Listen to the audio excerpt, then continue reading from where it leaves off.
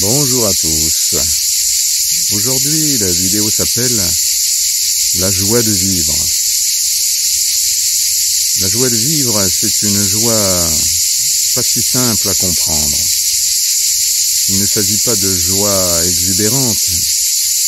Il ne s'agit pas de joie éphémère. Non, il s'agit d'une joie à l'intérieur de soi. Une joie qui a compris le sens de la vie. Une joie qui a compris le sens de l'incarnation. Le sens de notre destin. Donc cette joie ne peut exister sans la conscience. C'est la conscience qui nous amène à cette joie de vivre. Et c'est pas la conscience de l'ego, c'est la conscience de l'âme, la conscience de l'être, la conscience du soi. Donc cette joie de vivre, elle est basée déjà sur la joie d'exister.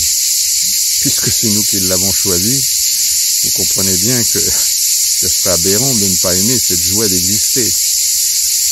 Et cette joie d'exister, elle comprend bien sûr des épreuves, elle comprend un grandir intérieur, elle comprend toute une série de difficultés. Et donc si on commence à refuser les épreuves, à refuser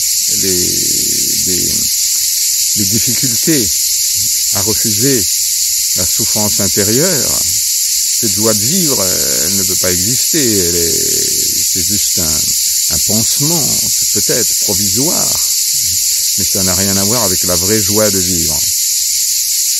Donc cette joie de vivre, elle est d'abord basée sur nos choix de vie. Est-ce que nos choix ont été dictés par la peur, ou est-ce que nos choix ont été dictés par l'amour? Un maître disait, le dieu de la peur ou le dieu de l'amour, à vous de choisir. Car tous nos choix, nous pouvons vérifier qu'ils ont soit été dirigés par l'amour de la vie, par l'amour de l'autre, par l'amour de soi, ou soit ils ont été dirigés par nos peurs, en construisant un système de défense, une personnalité qui n'a rien à voir avec l'être, avec l'âme, avec la profondeur de l'être, avec notre destin. Donc la joie de vivre, elle vient déjà par la joie de ne plus alimenter cet écran que nous avons mis avec la réalité de la vie. Donc cette personnalité, elle doit être domptée, pas rejetée, non, simplement domptée, comme un cheval fugueux, quelque chose comme ça. Donc cette joie de vivre, petit à petit, quand on comprend le sens de la vie, elle va nous amener à voir la vie d'une autre manière. Donc c'est pour ça que il va falloir apprendre à aimer, et ça s'apprend avec patience, apprendre à aimer notre destin, à apprendre à aimer les choix que nous avons faits, même si ce sont des choix qui n'étaient pas très justes, qui sont des choix destructeurs ou des choix qui nous amènent des souffrances terribles. Il va falloir les aimer, car ils nous ont permis de comprendre, d'avoir du sens et de pouvoir, un jour ou l'autre, faire des autres choix. Le choix de l'endroit où on vit déjà, bien sûr. C'est pas si simple de ne pas de croire qu'on ne fait que subir la vie que nous avons.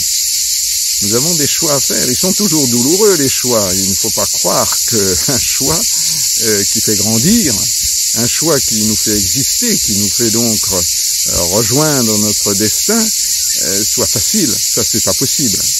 Il y a toujours un prix à payer. Donc nos problèmes viennent du prix à payer qu'on ne veut pas payer, justement.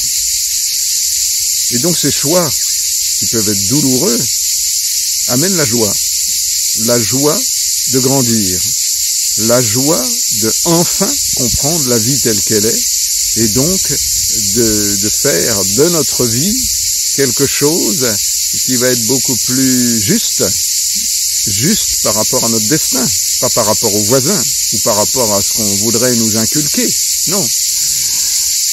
Et ces choix de vie, cette joie de vivre, n'a rien à voir avec de la violence, ça ce n'est pas possible. Le côté rebelle, ce n'est pas la joie de vivre. Pourquoi pas passer par une étape comme ça si c'est notre destin, mais c'est sûrement pas, comment dirais-je, une décision juste. C'est juste quelque chose de provisoire pour nous rendre compte que ça nous apporte pas la joie de vivre. C'est comme la vengeance ne peut pas apporter la joie de vivre. Elle va vous amener une espèce de petite satisfaction provisoire, mais qui est que de l'ego pur, bien sûr. Donc il n'y a que l'amour qui peut nous amener la joie de vivre. Il n'y a rien d'autre que ça.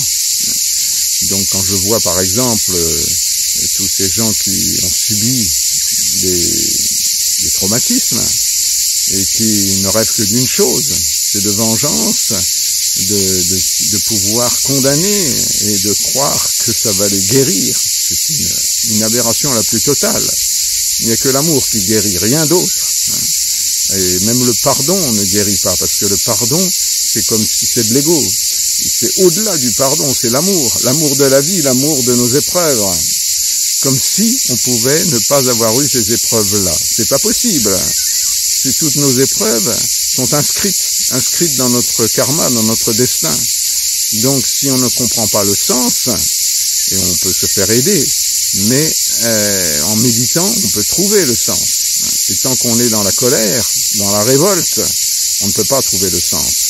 Le sens, il est tellement subtil qu'on a besoin de recul, de distance par rapport aux événements, par rapport à notre vie. Donc cette joie de vivre, elle ne peut venir que par la méditation, bien sûr. Mais la méditation n'a pas besoin de forme particulière. La méditation, c'est de la distance dans l'amour. Rien que ça, c'est déjà pas mal. La distance dans l'amour, avec ça, c'est tout un programme déjà.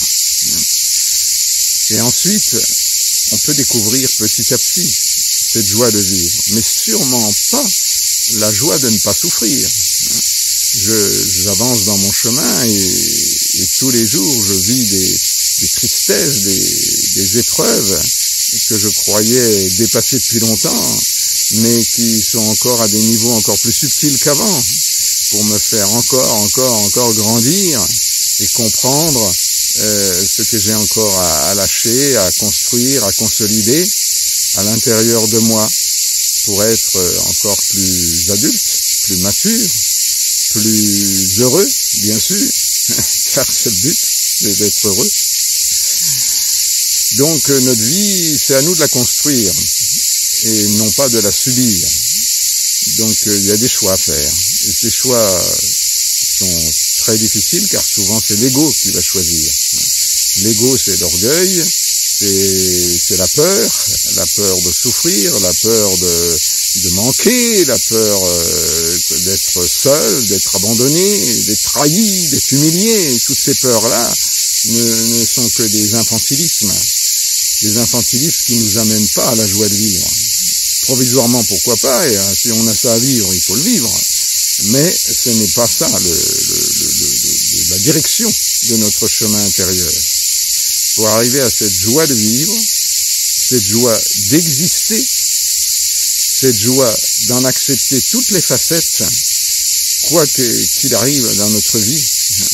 Et j'aimerais aider les gens qui croient que ce qu'ils ont subi n'était pas normal, bien sûr que c'est des choses que les autres n'ont pas subies. Mais mon Dieu, que j'aimerais accompagner les gens dans leur traumatisme pour leur montrer à quel point ils peuvent être heureux avec ce traumatisme, mais à condition d'en voir le sens, à condition de voir leur colère, leur rancune, pour même aimer ces colères et ces rancunes pour qu'elles disparaissent. Et enfin arriver à l'amour de nos épreuves, l'amour de l'autre, l'amour de ce que les personnes nous ont fait subir, car ce n'est pas par hasard. Et de ces épreuves, bien sûr, prendre des leçons. Car si nous ne prenons pas de leçons de ce qui nous est arrivé, l'épreuve ne sert à rien.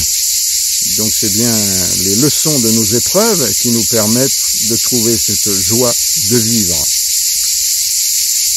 Voilà, écoutez, j'essaye par cette vidéo de montrer ce qu'est la véritable joie de vivre, qui bien sûr à l'intérieur et qui n'est pas une expansion hystérique à l'extérieur.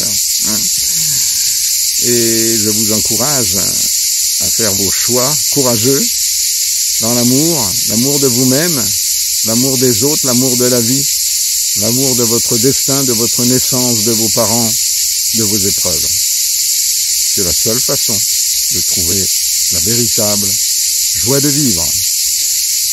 Voilà, plein de bonheur, tout ce que vous voulez, de joie de vivre et de la tendresse et toujours du soleil dans votre cœur. Au revoir.